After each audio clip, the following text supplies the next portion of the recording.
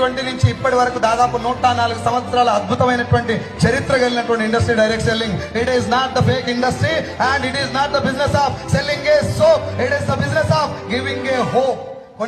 కొన్ని లక్షల మంది తలరాతలు మారుస్తున్నటువంటి వ్యవస్థ డైరెక్ట్ సెల్లింగ్. ఒక ధనవంతుడు డబ్బు సంపాదించడానికి కొన్ని లక్షల మార్గాలు ఉన్నాయి, కానీ ఇయ్యాల తలుచుకున్న సైకిల్ మీద తిరిగేటోడు కూడా బెంచ్ కార్ లో తిరిగే అవకాశం ఒక డైరెక్ట్ సెల్లింగ్ లోనే ఉంది. అది నేను ఘంటాపదంగా చెప్తాను. కాకపోతే ఈ ఇండస్ట్రీ బేస్ లైన్ ఏంటిది? ఎందుకు ప్రపంచవ్యాప్తంగా ఒక ఐఏఎస్ ఆఫీసర్ కూడా ఉద్యోగాన్ని రిజైన్ చేసి వచ్చిండు?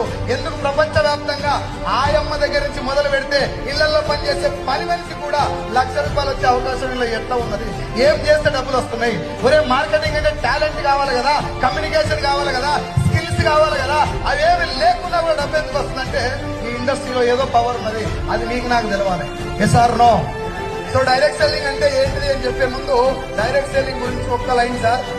ఏపీలో, తెలంగాణలో, ప్రపంచ వ్యాప్తంగా భారతదేశంలో డైరెక్ట్ సెల్లింగ్ ఇండస్ట్రీకి లీగాలిటీ ఉంది, చట్టం ఉంది.